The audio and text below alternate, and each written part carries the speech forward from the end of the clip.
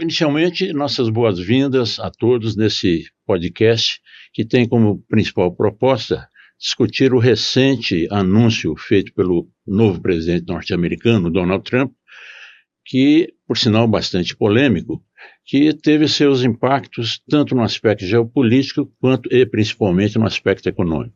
E para debater esse assunto tão relevante, nós temos a honra aqui de ter ao nosso lado o professor Roberto Janete da Fonseca, que é economista, consultor empresarial e presidente de diversas empresas na área de administração de empresas. E ao meu lado também, para compartilhar dessa entrevista, tenho o prazer também de ter ao meu lado Latif Abrão Júnior, que é empresário, escritor e proprietário do Hotel Terras Altas, com quem nós vamos dividir a tarefa de levar algumas perguntas de interesse geral ao professor Roberto Janete da Fonseca. Com a palavra, Latif Abrão Júnior. Bem, é um prazer muito grande, Roberto, tê-lo aqui no Hotel Terras Altas. Você que eu considero um dos intelectuais mais proeminentes do Brasil, da administração pública e da administração empresarial. Uma pessoa que se distingue, assim como sua família, pela produção honesta, pela produção intelectual competente, abrangente, que se o Brasil tivesse mais Robertos, a gente seria um país mais profícuo, mais realizador. Então, eu te agradeço muito ter aceito esse convite, muito nos honra, né? E tê-lo aqui no hotel conosco é um grande prazer. Eu que agradeço, muito obrigado pelo convite. Estou muito satisfeito aqui com vocês, Latif, aqui no Hotel Terras Altas, que eu fiquei muito satisfeito e feliz de ver o empreendimento tão bem cuidado que você está realizando aqui nesse local, e tão próximo de São Paulo. Vim para cá em menos de 40 minutos, foi realmente um prazer estar aqui com vocês e discutir assuntos variados aí da economia mundial, da economia brasileira, e eu tenho muito sempre essa satisfação de trocar ideia com as pessoas. Professor Roberto, eu inicialmente queria levar o senhor a uma provocação. Esse pacote anunciado pelo presidente norte-americano, Donald Trump, ele, na verdade, significa o quê? Como é que ele pode ser traduzido? Como uma provocação ao resto do mundo ou especificamente aos países periféricos, tipo o Brasil? Como é que o senhor avalia esse pacote? Olha, a avaliação psicanalítica do presidente Donald Trump tem que ser feita com muita cautela, porque ele é uma pessoa, como se possa dizer assim, que joga estrategicamente. É muito inteligente, bom negociador e, ao mesmo tempo, muito agressivo. As palavras que ele usa e as atitudes que ele toma surpreendem as pessoas. O que eu vejo no momento é que ele assumiu, desta vez, nesse segundo mandato, com uma postura mais afirmativa das ideias dele. E as ideias dele, nem sempre a gente concorda, na maior parte discorda, mas é o presidente eleito dos Estados Unidos da América. Então, temos que aprender a lidar com este ser humano, com este presidente da República, que é tão inusitado, tão, eu diria, exótico, de certa maneira. E o que ele está fazendo? Primeiro, ele está com um discurso com muitas ameaças. Ameaça de retaliação, de imposição de tarifas, de tomar o Canal do Panamá, Groenlândia, mudar o nome do Golfo do México para Golfo da América, e por aí vai. Parte dessas ameaças eu acho que são com efeito distrativo, ou seja, distrair as pessoas para assuntos não relevantes ou não fundamentais, quando ele vai realmente centrar fogo naquilo que ele acha que é fundamental. Outra estratégia que eu vejo claro é que nem sempre o discurso vai se realizar. É mais tático, no sentido de pôr o interlocutor na defensiva, sentar com ele na mesa e extrair o máximo possível de benefício para abrir mão da ameaça. É, por exemplo, o que eu vejo claramente com a China. Porque vamos supor, só para pensarmos juntos aqui, colocar 50% de tarifa de forma linear em cima dos produtos chineses, sabe quem é a principal vítima disso? Não é a China, é o próprio Estados Unidos. O consumidor americano vai chiar, vai cair de joelho. Por favor, não faça isso. Por quê? Porque hoje eles dependem fundamentalmente de partes, peças, matérias-primas e produtos finais feitos na China. O próprio telefone celular que a gente usa, a maior parte deles, da Apple, da Microsoft, de tudo é feito na China. Então, vai custar 50% mais caro? Claro que não. Isso vai trazer uma inflação para dentro dos Estados Unidos, que é tudo que ele, até do ponto de vista de popularidade, vamos supor que ele só olhe dentro do seu ego para ser popular, né, ser querido. Então não pode fazer isso. Então, ou ele mesmo já tem essa consciência, ou seus assessores do Departamento do Tesouro, do Departamento do Estado, vão, presidente, isso não dá para fazer. Então, qual é a outra alternativa que eu vejo muito mais realista? Ele vai sentar com o chinês e dizer, olha, eu não vou para a tarifa de 50%, mas eu quero isso. Eu acho que é por aí. E aí negocia. Então, esse eu acho que é um pouco uma leitura desses atos que a gente vê do presidente Trump. Em relação ao Brasil, e quando ele fala, bom, o Brasil, né, até com um ar assim meio de, quase que pensando, onde é que fica mesmo? A América do Sul. O Brasil precisa muito de nós. Nós não precisamos deles, mas eles precisam muito de nós. Quer dizer, uma atitude arrogante, de certa maneira. E, de fato, nós precisamos deles. Claro que precisa dos Estados Unidos. 21% das exportações brasileiras de manufaturado são para os Estados Unidos. Do total, 12% da exportação brasileira para os Estados Unidos. Então, claro que qualquer retaliação vai fazer falta. Em alguns setores, por exemplo, o setor de aeronáutica, a Embraer teria um grande prejuízo se tivesse uma retaliação americana em cima dos seus aviões. Por outro lado, o Brasil representa para os Estados Unidos apenas 1% das suas importações. Mas na hora que você olha quais são as importações, algumas vão fazer falta. Ou ele não gosta de tomar café ou um suco de laranja no café da manhã, ou não gosta de tomar um cafezinho, pode ser colombiano também, mas vai fazer falta um cafezinho. Ou o açúcar que ele colocou, os Estados Unidos põem até cota, mas precisa do açúcar brasileiro. Mas acho que nós estamos, então, tomando aí seu ensinamento, nós estamos então num dilema. É um negociador que está trucando, como se fosse no jogo do truco. Eu, como mineiro, adoro jogar truco. Para ver se ele consegue levar o oponente à derrota. Mas há um perigo aí, não há, Roberto? Há o perigo da autocracia que que repercute no mundo. Você vê o Milei na América do Sul, está querendo reproduzir as mesmas coisas. Ele não vai, o Trump não vai tirar 11 milhões de habitantes, de imigrantes né? Lá dos Estados Unidos. Ele não vai tirar, é impossível. Economicamente é inviável tirar 11 milhões de pessoas de lá e tem que fazer uma distinção entre isso. Então, eu acho que é um dilema, quer dizer, é um problema que nós temos que pensar, não apenas como um jogador de truco, mas pensar numa pessoa que tem uma maldade adicional acrescentada, como o Hitler tinha no nazismo, que era... o Hitler tinha todas as condições, ele queria levar a Alemanha a ter prevalência no mundo, ele queria levar a Alemanha, os produtos alemães né, para o mundo todo, ele queria o bem da população, ele foi eleito, você entendeu? Mas há uma maldade intrínseca na atitude daquele líder. Eu estou em dúvida. Não, eu acho que até que ponto a gente tem que acreditar numa coisa ou em outra, ou nenhuma das duas. Você está falando uma coisa muito importante, que não é só essa questão do comércio exterior, que foi inicialmente aqui tocada, é a questão também da atitude política e humana do líder em relação aos seus liderados. Há um livro que até acho que já foi bastante comentado e divulgado, de uma jornalista americana, Anne Eppenbauer, que é Autocracia em S.A.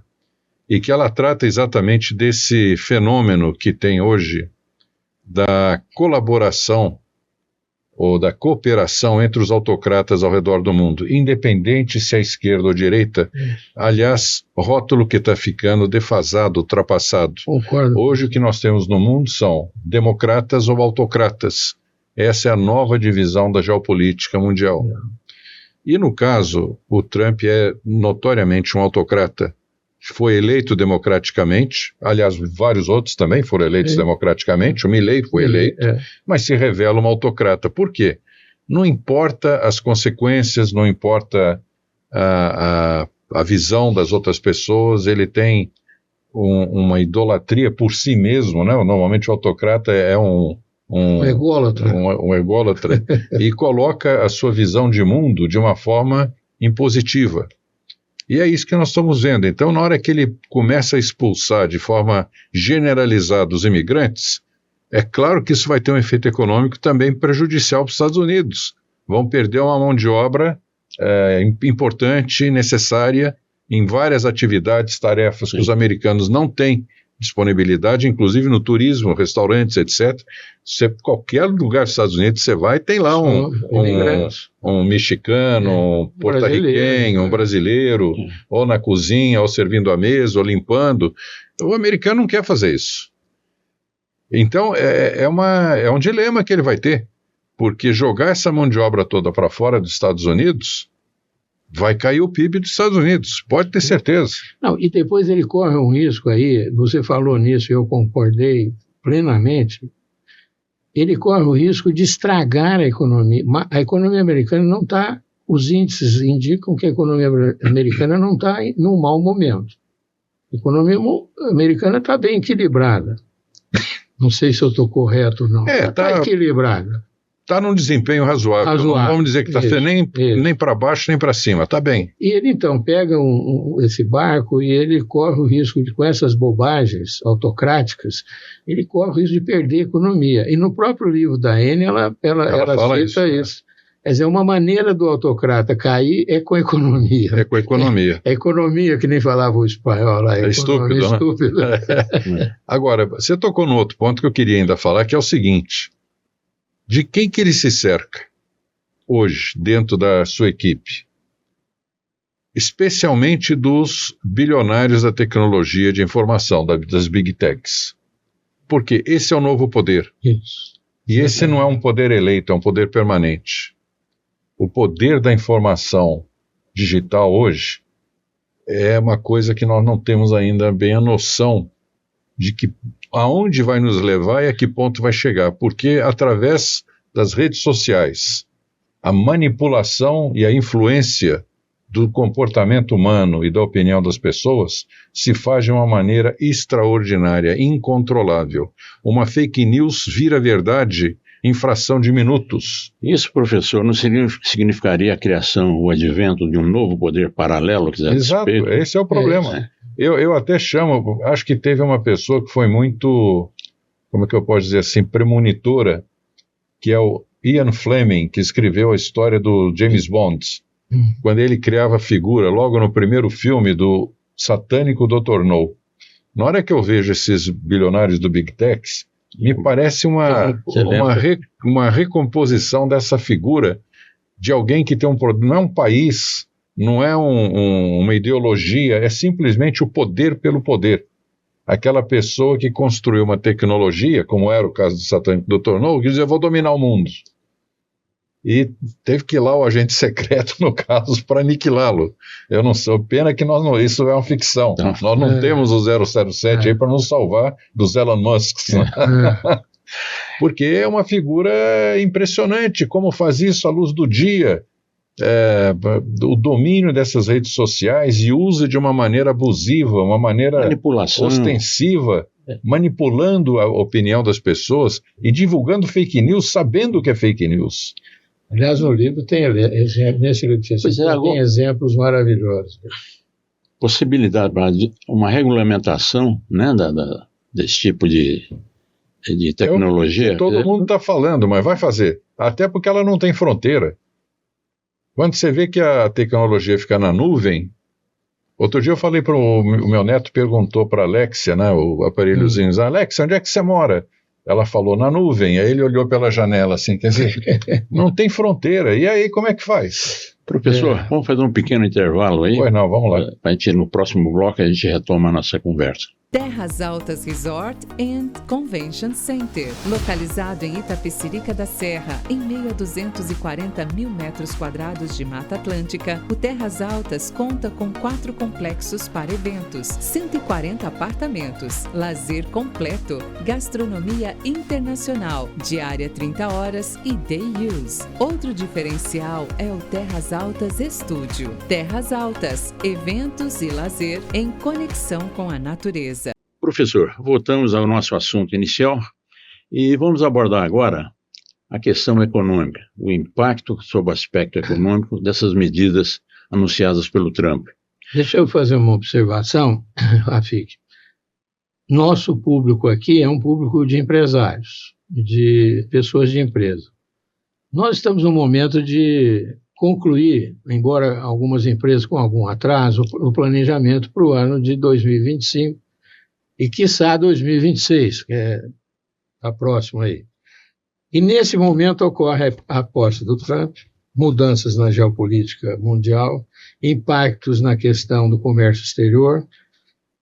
O que eu, como empresário, devo fazer ao analisar esse momento, em termos de considerações no cenário, pensando no meu planejamento? O que eu devo fazer? Devo ficar quieto? Devo esperar? Isso tem muito impacto? Não tem? Olha, a minha preocupação hoje para planejar e fazer projeções para os negócios no Brasil, eu estou mais preocupado com o interno do que com o externo. Claro que o externo pode influenciar e pode prejudicar.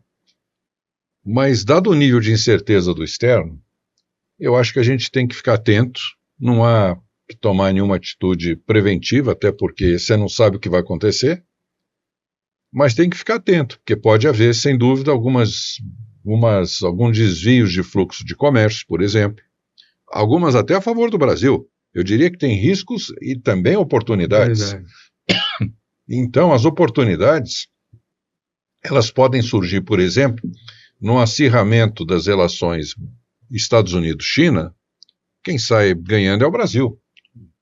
O Brasil tem hoje uma relação estratégica com a China, que é o nosso maior cliente. Absorve 41% das exportações brasileiras. Então, eu acho que vamos olhar com a evolução dessa política americana, como que ele vai se comportar em relação aos nossos principais parceiros, tentar aproveitar as oportunidades que surgirem e tentar mitigar os riscos quando elas vierem diretamente ao Brasil. Talvez uma das coisas que vai ter influência também é no investimento, porque ele pode criar dificuldades para o investimento americano em outros países. Ele fala que tem que ser feito nos Estados Unidos, que tem que gerar emprego nos Estados Unidos, vai pôr tarifa para os produtos estrangeiros de uma maneira geral. Então, eu acho assim que até as multinacionais americanas no Brasil, que são muito importantes, podem não concordar, porque elas querem crescer aqui também. Mas até que ponto elas vão responder ou não ao apelo do governo e do presidente para que não invistam fora e sim dentro dos Estados Unidos? Nesse sentido, professor, a sua larga experiência na área internacional, comércio internacional, seja como ex-presidente da FUNSEX, ou mesmo como diretor de Relações Internacionais da Fiesp, hoje, como é que o senhor avalia essa possibilidade? Você acha que as empresas brasileiras têm que adotar medidas preventivas para uma eventual sobretaxação ou criação de novas tarifas pelo novo governo? Olha, se, por exemplo, uma empresa tem uma concentração de exportação para os Estados Unidos, ela deveria tentar diversificar mercados. Seria um conselho que eu dou imediato. Procure ver se na Europa, na África, na Ásia, você tem outros mercados onde você possa reduzir a sua dependência dos Estados Unidos, porque pode ser, de fato, acontecer dela ser prejudicada por uma tributação maior nos Estados Unidos. Então, essa seria, por exemplo, uma medida. Mas também a preventiva é de pensar nas oportunidades, ficar pronto para assumir uma posição de fornecedor de produtos brasileiros para clientes estrangeiros que percam a confiança ou acesso aos Estados Unidos. Caso que a da China vai ser, sem dúvida nenhuma, talvez da Índia também, países que vão poder comprar muito mais do Brasil pela falta da confiança no mercado americano. Eu concordo que esse momento, como empresário, eu acho que esse setor, a visão nossa deve ser, a preocupação nossa deve ser muito mais com os nossos problemas aqui. Nós temos uma mania de ficar olhando lá para fora e, às vezes, não olhamos para o nosso próprio problema. Isso, né? Toda a razão. Hoje, para fechar um planejamento, a insegurança jurídica permanece, o problema dos juros está mal colocado, ou colocado de uma maneira não tão adequada para quem investe. Enfim, a inflação, eu sempre acho que essa inflação de 4, 5% não é nenhum dragão, 6%, isso não mata nenhuma economia. O problema é se ela escalar. Então, essas preocupações eu acho que a gente deve ter e levar em conta na hora do nosso planejamento. E com relação ao setor externo, à economia mundial, a preocupação com os setores que são diretamente afetados pelas exportações e o investimento no Brasil das empresas estrangeiras, que já não é significativo, mas ele já não é tão importante na economia quando nos anos do século XX e tal. Mas eu queria chamar a atenção de vocês para essa obra do professor Roberto Gianetti, Penúltimas Memórias. Ainda bem que são penúltimas memórias, né? Graças porque a Deus, ainda tem muito a fazer. Presenciar. Se vocês quiserem saber como é que foi o século XX no Brasil e no mundo, ele descreve aqui, através de suas memórias e das suas atuações, de uma maneira bem clara e gostosa de apreciar e ler. Dá para aprender muito com essa obra, viu, professor? Eu muito gostaria obrigado. que... eu sei que ela foi escrita lá em Portugal, Isso. No seu refúgio. Isso aí. Mas eu li e fiquei encantado com a sua experiência, mas principalmente é uma parte da história do Brasil.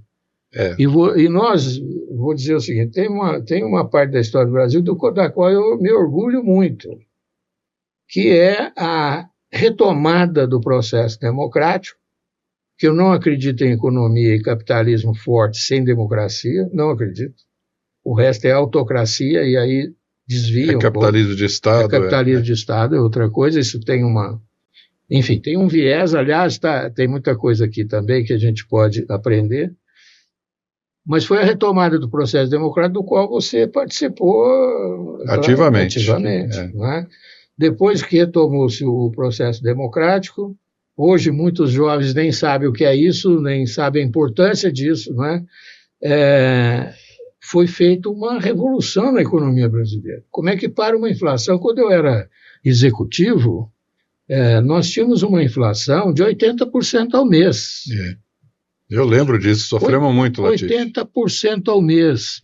E aí nós tínhamos que construir um hospital. Eu, por exemplo, era um executivo da área operacional, eu era um executivo geral, mas mais vinculado à área operacional, e o dono do negócio me proibia de entrar nas reuniões financeiras, porque era tal volume que isso rendia que a gente não ficava doido. Tanto é que o setor que eu trabalhei, boa parte veio a pique quando acabou a inflação. E nós falávamos assim, um dia a inflação vai acabar, então vamos trabalhar sem ela. Então a minha obrigação é para cada real que a empresa recebia, eu tinha R$1 para gastar. Veja como é, não é? Pois é. Como era o lucro inflacionário. Isso corroía quem? Os nossos funcionários, quem trabalhava. Isso corria, e o seu partido, e eu digo partido sem medo nenhum, de nenhuma vergonha eu tenho por isso, porque é o meu também, foi, né? É o responsável por terminar a inflação. O PSDB com o Plano Real. Com o Plano Real. Ele tem muito orgulho disso. Então, e você foi parte fundamental. Está aqui no livro, boa parte disso. Você foi parte fundamental nisso, como economista, né? Eu entrei no governo Fernando Henrique depois do Plano Real, foi em 2000. O Plano Real já estava a caminho, mas ele precisava ser corrigido. Isso. E aí sim eu acho que eu tive um papel. Eu ajudei a corrigir o Plano Real, porque ele estava sucumbindo naquela obsessão pela âncora cambial, Isso. que estava levando a um déficit de contas correntes externas a um nível insustentável. E aconteceu em 99, o que eu preveni o presidente Fernando Henrique que iria acontecer, que se não fosse por vontade, seria por imposição, que haveria a flutuação do câmbio, como acabou acontecendo a partir de 99, e a âncora cambial foi substituída pelo programa de metas de inflação, com a entrada do Armínio Fraga no Banco Central. E eu entrei como secretário executivo da Camex para recuperar as exportações brasileiras e trazer reservas e divisas, o que a gente também conseguiu. Chegamos aí já nos anos 2000 e pouco, com 40, 50, 80 bi de reserva, e depois passou para 300, 400, que é o que a gente tem hoje. Acabou o problema de restrição externa ao crescimento no Brasil, que era o nosso grande fantasma dos anos 80 ou 90. Mas persiste ainda o fantasma da inflação. É o que nós estamos falando hoje. E aí eu digo que nós ainda continuamos no talvez infinito dilema dos efeitos da política monetária. Porque a política monetária, ou seja, a influência dos juros sobre a demanda agregada, claro que existe essa correlação, mas ela não é nem permanente nem contínua. Depende muito de você. Acho que nem única. Nem única. Não é a única ferramenta, tem outras. Quer dizer, na hora que você abre a caixa de ferramenta do economista, não é uma só chave de fenda, você tem martelo, tem serrote, tem que usar as outras ferramentas. Então, essa obsessão em política monetária é que nós corremos hoje o risco de errar na dose e no remédio. Como erramos na dose do mecanismo de fixar o dólar. Isso, da âncora cambial, de triste memória. Isso, porque e agora estamos correndo um risco de estar trabalhando com uma taxa de juro que impede a mim, por exemplo, como é que eu vou tomar um empréstimo, doutor Roberto? Ninguém toma. Eu vou tomar um empréstimo para fazer uma ampliação aqui, em que preço que eu vou pagar? Os valores que eu tinha emprestado e pago mensalmente, de uma hora para outra, eles cresceram 40%. Pois é, esse é eu diria assim, a angústia hoje dos empreendedores, e nós somos empreendedores, né? Eu sinto o mesmo problema nos meus negócios, quer dizer, para os investimentos, vamos ficar quietos, manter o que está funcionando, tentar não desempregar ninguém, não desativar nada até onde puder. Porque realmente com uma taxa de juro real de 2 dígitos, é impossível um empreendimento, um setor produtivo funcionar. É muito mais fácil você virar um rentista. Põe o dinheiro a juros e fica em casa lendo jornal. Agora, dá para todo mundo fazer isso? Óbvio que não. Alguém tem que produzir. Então, aqui é uma incompatibilidade entre a política econômica e a política de crescimento da economia. Professor, vamos a mais um pequeno intervalo. Voltamos na sequência aí da nossa entrevista. Perfeito.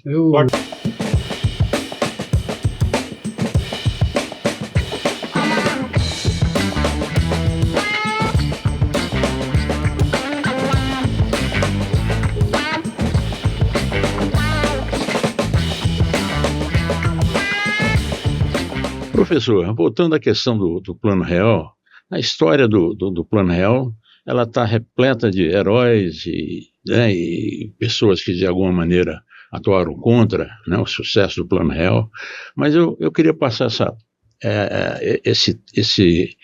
essa abordagem para o Latifi, para que ele faça um reparo histórico que eu acho muito importante. Sabe o que é? Nós aqui, a gente sempre elogia muito o Plano Real. Eu sou mestre em fazer isso porque eu acho que foi uma política pública na economia do maior valor, porque ela conseguiu fazer as medidas adotadas no bojo do Plano Real pelos economistas que o criaram ou conceberam, né?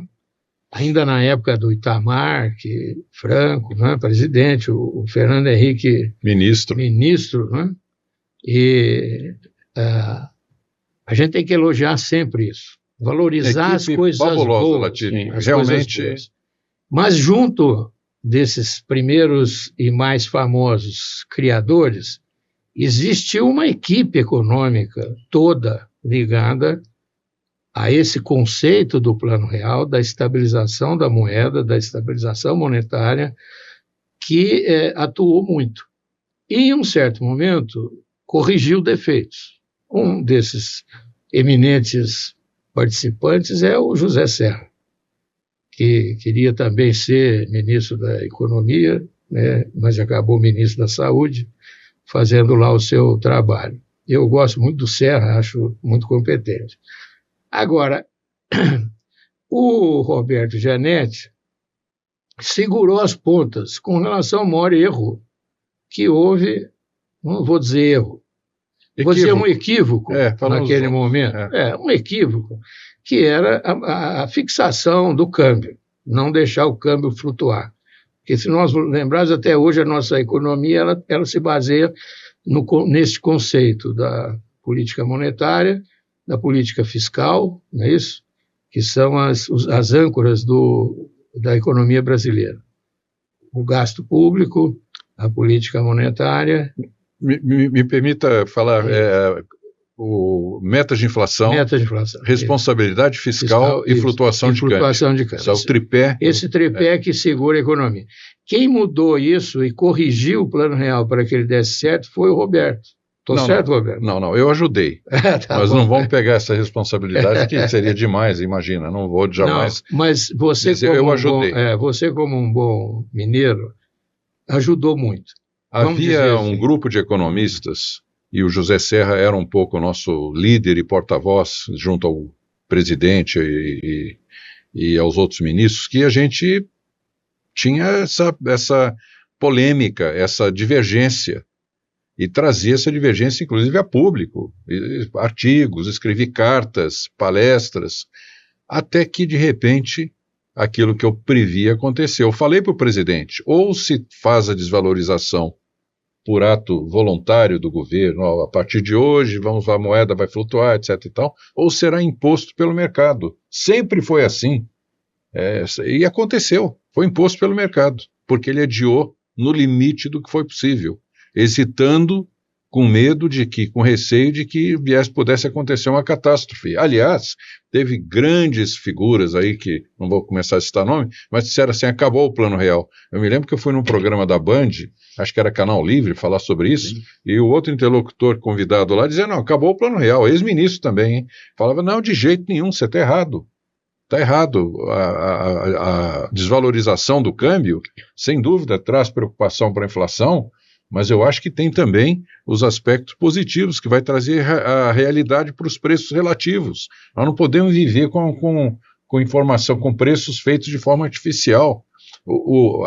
E com o desequilíbrio externo que estava causando, levando o país a ficar com a absoluta escassez de moeda para realizar, inclusive, importação. Então, chegou ali no limite do que foi possível e nós conseguimos recuperar. Isso é importante. O segundo mandato do presidente Fernando Henrique foi um mandato importantíssimo de recuperação do Plano Real e de resgate da liquidez externa para manter as nossas contas, as nossas obrigações em moeda estrangeira, investimentos estrangeiros, financiamentos funcionando. E diga-se, Roberto, com os problemas políticos em termos de Congresso que haviam também naquela época.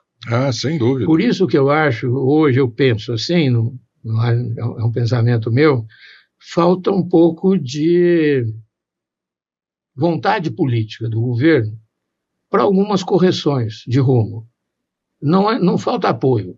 Por exemplo, ele aprovou a reforma tributária. É evidente que a reforma tributária vai entrar em vigor a partir do ano que vem, e depois tem um prazo, etc. Mas como ele aprovou a reforma tributária, num momento, a política é feita de momentos. Eu não vejo, eu estou fazendo essa observação, eu não vejo na condução econômica do Brasil hoje um pensamento, mesmo que discordante, como havia naquela época. Um embate neste nível. Não, mas Latif, eu acho que sim. Por exemplo, o que nós estamos discutindo aqui hoje, que eu talvez até quero trazer aqui para essa nossa conversa, é essa questão da política monetária. Até que ponto a política monetária responde à necessidade de controle da inflação? Ou nós estamos tomando uma overdose de juro que está matando o setor produtivo e não está trazendo nenhum benefício de controle inflacionário? Ao contrário, pode estar até piorando. Você não acha que é preciso, nesse momento, em função disso, um maior rigor fiscal? Pois é, o rigor fiscal, ele é necessário, mas ele não é uma coisa mágica que surge do dia para a noite. Reduzir despesa é muito difícil. É possível, mas é difícil. E leva tempo. Vai demorar 1 ano, 2, você consegue aí 1%, 1,5% do PIB de redução de despesas. Nós poderíamos falar horas aqui onde pode cortar, fazer isso, aquilo. Não temos esse tempo, mas acreditem que é possível. Mas demora tempo. Aumentar a arrecadação, que seria outra maneira do equilíbrio fiscal, chegamos no limite também da nossa carga tributária. Ninguém mais aguenta imposto, ao contrário, a gente tem que reduzir imposto. Então, se não dá para fazer um nem outro, você tem que achar uma outra saída. A outra saída é o crescimento da economia. Por quê? Porque se você tem uma equação de dívida sobre o PIB, que é que preocupa o investidor hoje, essa equação tem numerador e denominador. Se você consegue estabilizar o valor nominal da dívida, mas consegue aumentar o PIB, é evidente que você vai cair de 85 para 80, 75 e volta. A trajetória da dívida é muito mais importante do que o estoque que ela tem acumulado. Eu dou um número para vocês hoje que é impressionante. O Brasil tem um estoque de dívida pública de 84,6 sobre o PIB. No entanto, o serviço da nossa dívida, ou seja, o juro que a gente paga por ela, e quem paga somos nós, eu, você e todos os outros que estão nos ouvindo, é de 6% sobre o PIB. Ou seja, 6% de tudo que se produz no Brasil, nós estamos pagando de juro sobre a dívida do governo federal. Como é que ocorre nos outros países? Vamos pegar, por exemplo, a Itália. A Itália tem 137%, ou seja, quase que o dobro do Brasil, de dívida sobre o PIB. Mas tem um serviço de 3,6%. E por que o serviço da Itália é tão menor que o do Brasil, só por um estoque maior? Porque a trajetória da dívida italiana está estável. E o euro tem uma política monetária hoje também que mantém um juro relativamente baixo, então não há uma carga de juro muito alta sobre a dívida pública italiana. No caso do Brasil, a trajetória é de continuar crescendo o estoque de forma contínua. E com esse juro de 6%, com mais 3% de déficit primário, tem um déficit nominal de 9%.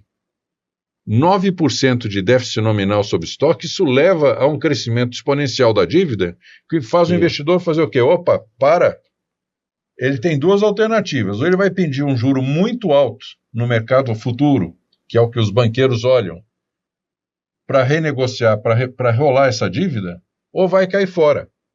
Quando ele resolve cair fora, normalmente tem muito dinheiro estrangeiro aplicado aqui em juros generosos que a gente paga no Brasil, esse dinheiro vai embora. Na hora que vai embora, desvaloriza o câmbio. Na hora que desvaloriza o câmbio, isso reflete nos preços, porque grande parte dos preços no Brasil são o que a gente chama preços dolarizados. Produtos ou que são importados, ou que são exportados e, portanto, aqui também são cotados em dólar. Então, na hora que você tem essa inflação por causa do câmbio, o Banco Central olha no Copom, que está reunido hoje, e fala, opa, tem risco de inflação, vamos aumentar os juros. Vai aumentar o estoque e o círculo vicioso continua. A isso nós chamamos dominância fiscal. Você tem que romper esse ciclo da dominância fiscal para que não haja a retroalimentação da inflação por conta do aumento dos juros. Será que não estão observando isso? Eu fico assim surpreso, Latif, a minha observação, de que essa obviedade que eu estou falando aqui, tão nítida, Porque aí algum monetarista pode dizer, mas se não aumentar o juro, vai crescer a demanda, e aí há mais inflação. Só que a demanda já está derrubada. A gente vê as donas de casa, os cidadãos nos supermercados, dizendo, já não dá para comprar tudo que eu comprava, estou comprando menos, estou trocando carne pelo frango, estou comprando menos azeite, estou comprando menos arroz e feijão, estou cortando despesas de casa, não tem mais entretenimento, estou economizando na material escolar, pegando material escolar usado dos filhos. Então, a demanda já está sentindo os efeitos dessa hipertrofia de juro. Então tem que agora olhar o outro lado.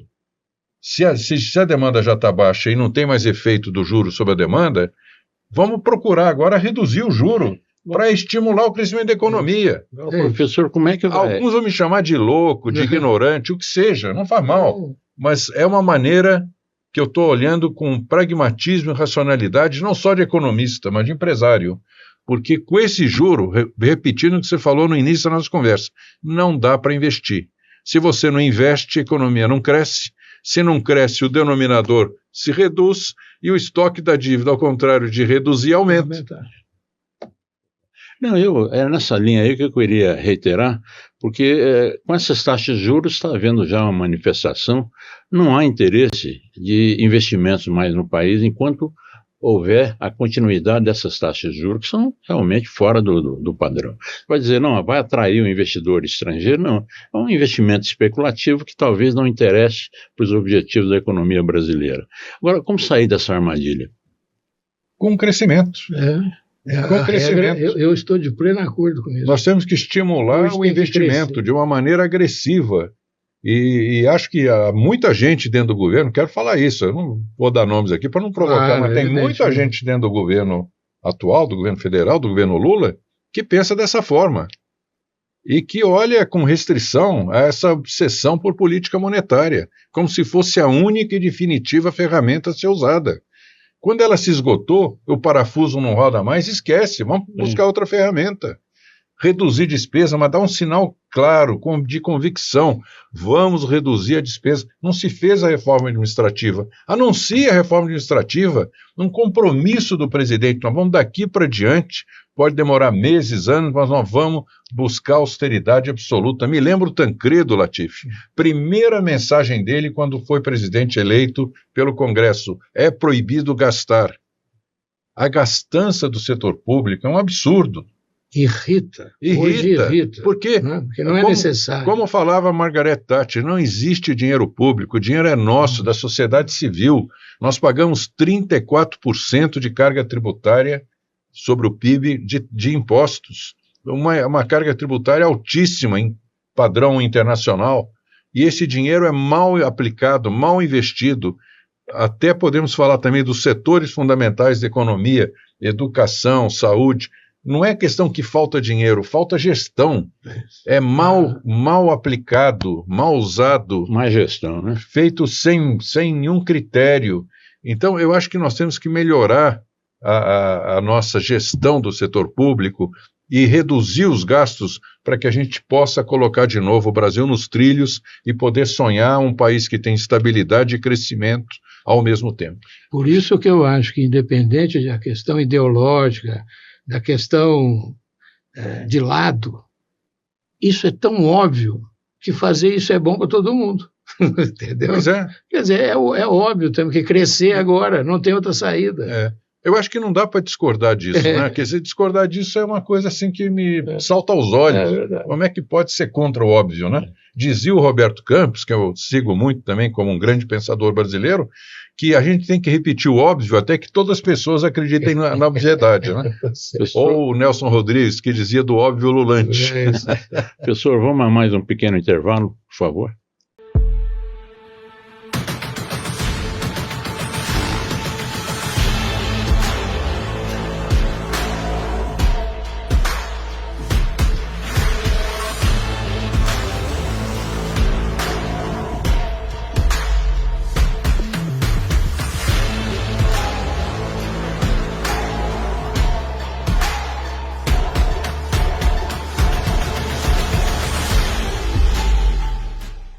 Professor, voltando à questão das reformas adotadas pelo governo federal, o que está faltando mais? Na sua opinião, que tipo de reformas são mais necessárias a partir de agora? Olha, eu acho que é uma pena, e acho que é até uma responsabilidade da nossa geração, temos atrasado tanto as reformas estruturantes no Brasil. Nós falamos delas há décadas, desde, pelo menos até voltando aqui, do governo Fernando Henrique. Fizemos a reforma monetária naquela época, acabou com a inflação, mas ficamos devendo a reforma tributária, que agora começamos a fazer. Eu digo começamos porque o primeiro passo é importante, mas ainda é muito tímido, porque essa reforma tributária está longe de ser a dos nossos sonhos, está longe de ser. Eu, de novo, poderia falar aqui 1 hora sobre a reforma tributária, porque é um dos assuntos que eu gosto e conheço. Participei ativamente agora, inclusive, no Congresso de discussões a respeito. Mas está longe de ser aquilo que a gente quer. Mas pelo menos começou. Mas e as outras duas que faltam e que são absolutamente inadiáveis, que é a reforma administrativa e a reforma política?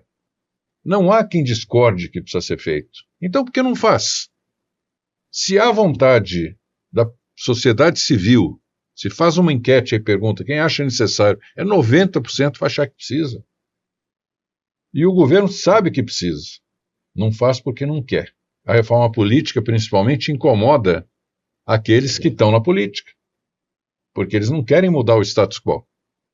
Então eu digo assim, a reforma política é tão essencial e tão fundamental que ela deveria ser convocada por plebiscito ou pelo presidente da República para uma Assembleia Nacional Constituinte específica. Tem que tomar cuidado com a Assembleia Nacional Constituinte para não mexer onde não é chamado.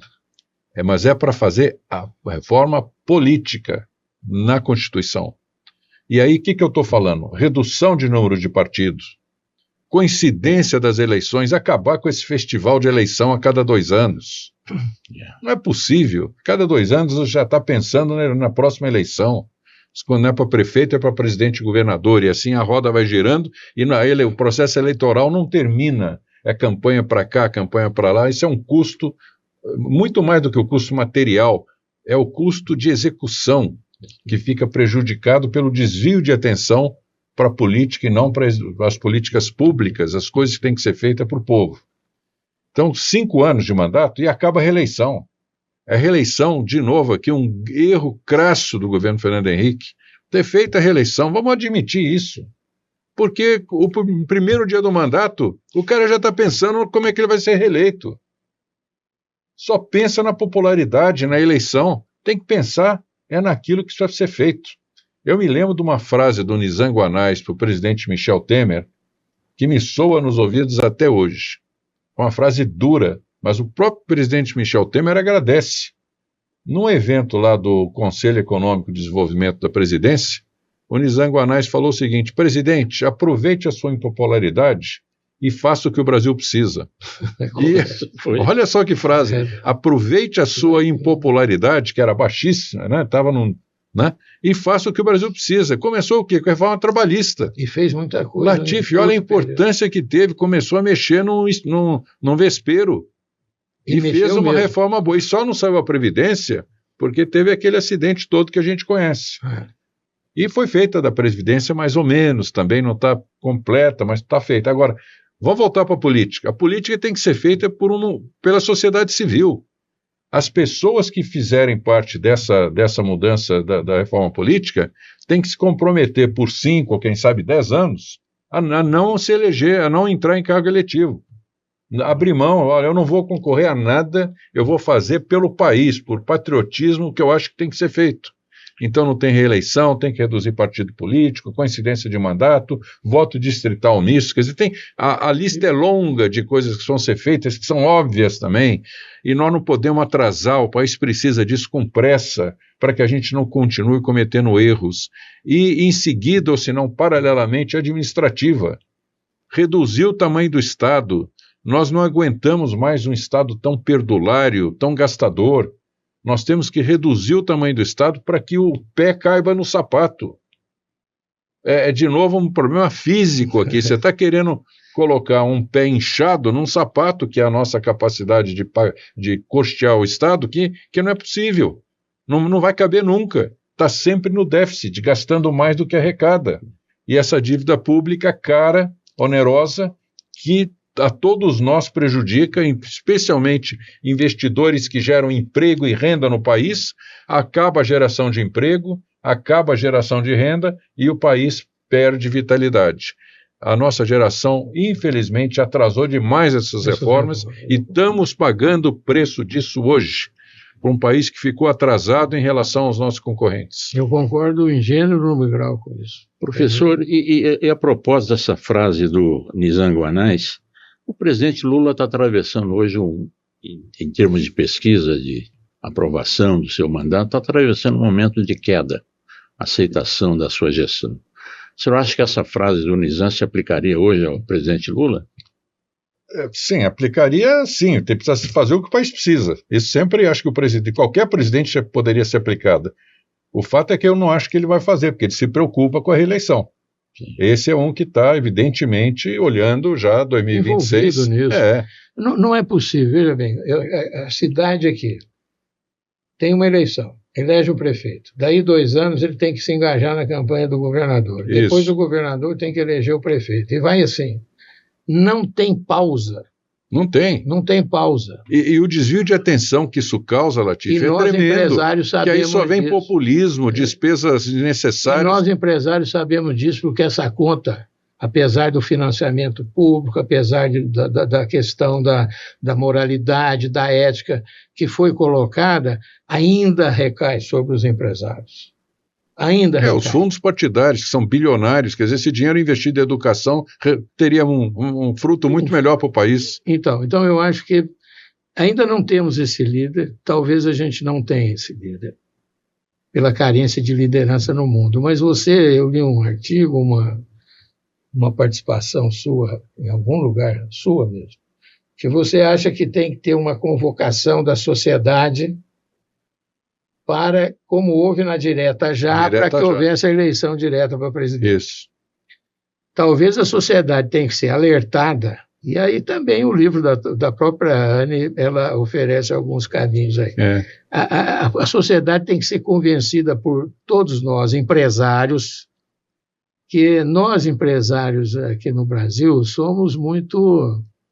Nós gostamos de uma boquinha, Roberto. A gente gosta de um subsídio. A gente gosta de uma situação confortável. A gente gosta de um Estado grande. Eu acho que isso precisa acabar. Tem o Estado coopta o empresário através dessas relações, vamos chamar incestuosas. Isso. Cria os benefícios, incentivos, você me apoia. Isso. E aí não é por aí também, porque se cria uma... Então nós precisamos dizer para a sociedade civil que cabe a ela... Claro. E essa ideia sua, que eu retomo aqui, cabe a ela movimentar-se como movimentou na direta. Ô Latif, então vou dar aqui em primeira mão para você uma notícia. Nós já começamos a conversar, um grupo importante de empresários, a criar um movimento chamado Basta. É um nome forte, ótimo. Basta. Para criar, de forma assim, impositiva, a discussão da reforma política e reforma administrativa. Conte comigo nisso. Pois é, porque se nós não dermos um basta e olharmos para o Congresso, para o Executivo, de forma corajosa e dizer, olha, chega, não dá mais. Nós cansamos, eu estou com 75 anos de idade, eu quero ter esperança que meus filhos, meus netos vão ter um país decente. E não um país que eles vão ter daqui a pouco que fugir do Brasil para poder sobreviver de forma digna. Eu amo esse país, eu vivi aqui minha vida inteira. Nós criamos nossas famílias, todos nós fomos imigrantes no passado, pelos nossos antepassados. Será que não vamos ter que abandonar o Brasil, um país tão maravilhoso, tão rico de possibilidades, porque nós não fomos capazes de administrá-lo, de criar justiça social, estabilidade econômica, ambiente de negócio? Pelo amor de Deus, e que não é... Nós temos a capacidade de fazer isso. Nós não estamos conseguindo fazer. E vamos cada vez mais perdendo essa capacidade. Por que vamos perdendo? Porque eu não vejo uma discussão, por exemplo, essa discussão que você está colocando, já existe um grupo fazendo isso, eu acho ótimo. Tem que existir 10 grupos fazendo isso. Temos que multiplicar 20 grupos, isso. multiplicar, porque essa é a ideia. Não interessa o poder. Lógico que interessa o poder, né? Porque na política... O poder para ser bem usado, isso, mas não o poder pelo poder. Para fazer, exatamente. O poder pelo poder, pelo amor de Deus, chega, não há sentido nisso. Então, esse movimento já começou ou vai começar? Tem data? A gente está se organizando em termos, primeiro, de criar conceitos e um plano para o país. A gente precisa ter um projeto de país. Se você não tem um projeto de país, você não sabe onde você quer chegar. Então, a primeira coisa que nós estamos fazendo é constituindo um grupo de pensadores e especialistas em vários setores para criar um projeto de país. Que país nós queremos? E tentar lançar em torno desse projeto, como premissa, como condição precedente para que ele seja executado, a reforma administrativa e a reforma política. Sem essas duas, não há como consertar o destino da nossa nação. Não dá para voltar na educação, não dá para voltar na saúde, não dá para fazer nada. Porque é o que você falou, não falta dinheiro no Brasil. É incrível isso. Com o nosso poder e o nosso PIB, nós tínhamos que estar muito mais à frente do que estamos na construção dessa sociedade aí. Há um pensamento de que o caminho para isso, professor, passaria necessariamente pela educação, né? Coisa que, de certa maneira... o capital humano é o principal ativo de um país. Tem uma história muito importante que acho que a gente tem que prestar atenção, um pequeno país, minúsculo, que é Singapura. Falamos há pouco, né? O primeiro-ministro de Singapura, em 1960, quando ficou independente, ele olhou para o seu país, uma ilha no sul da Malásia, com 3 milhões de habitantes, nenhum recurso natural, nem água suficiente ele tinha dentro de Singapura. Ele olhou assim, o único ativo que eu tenho aqui para fazer diferença é o povo, é a qualidade da nossa população. Então vou investir pesadamente em educação, disciplina, técnica, para criar em Singapura o melhor capital humano do mundo. A renda per capita de Singapura é de $70 mil. Impressionante. Tá bom que é um país pequeno, mas não tinha nada. Tinha nada, zero. E o cara faz daquela ilha um símbolo de prosperidade, de qualidade de vida. Então, são esses exemplos que a gente tem que olhar e aprender, com humildade. Perfeito. Será que eu consigo fazer pelo menos parte disso igual no Brasil? Roberto, exemplos como Singapura existem para nós olharmos, mas se a gente olhar para frente, o Império Americano claudicante vai estar em fase de aterrissada, um decadente, eu não acredito, mas não é mais aquele império. Não existe, a China e a Rússia não vão assumir É a hora do Brasil. É a hora do Brasil fazer valer o seu capital humano e natural. Ô Latif, as pessoas me perguntam muito quando eu falo no exterior, mas qual é o papel do Brasil no século XXI? Você fala tanto do Brasil, e daí? Qual é o papel que vocês têm para o Brasil no século XXI?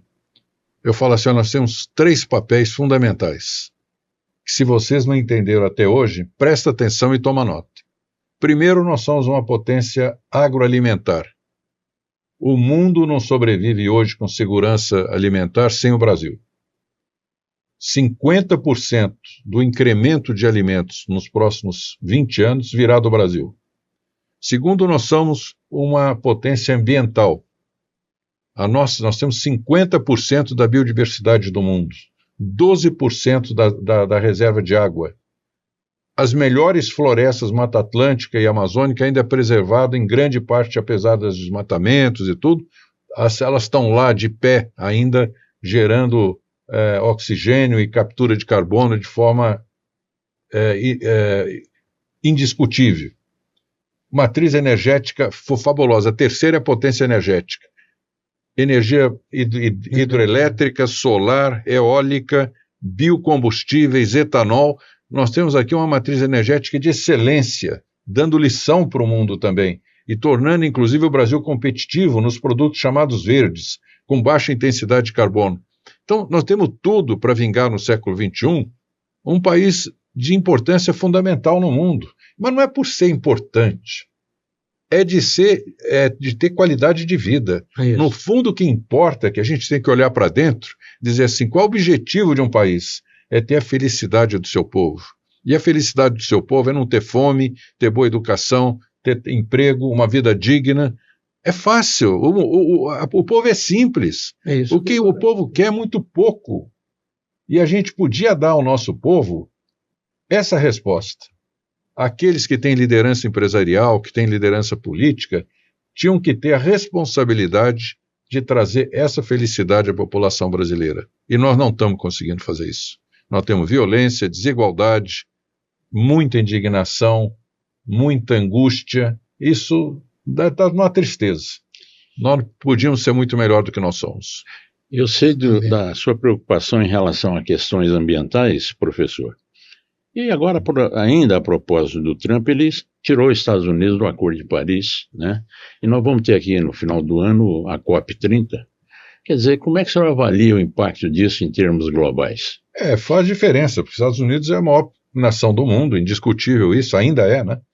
E acho que o negacionismo ambiental é de uma irresponsabilidade incrível. Logo depois do incêndio de Los Angeles, que é um acidente climático gravíssimo, ele vem dizer que baby coisa, convidando as empresas de petróleo a produzir mais combustível fóssil. Não que a gente não vá precisar ainda do petróleo. Não estou dizendo isso, que seria uma utopia. Mas olhar com esse desprezo para tudo que nós estamos conquistando em termos de descarbonização, é de uma miopia, não usar a utopia aí, mas a miopia, de não acreditar aquilo que está saltando aos olhos, que é os acidentes climáticos, como tivemos no Rio Grande do Sul, na Califórnia, na Espanha, em todos os lugares do mundo, estão tendo situações graves de perdas materiais, humanas, e a própria, colocando em risco, isso é meio forte que eu vou falar, a própria sobrevivência da humanidade. Porque se você tem uma elevação dos oceanos aí, uma elevação da temperatura do planeta Terra, onde somos todos habitantes, não independe de que país você está vivendo. De novo, que nem a informática, meio ambiente não tem fronteira. O que faz de errado num afeta o outro.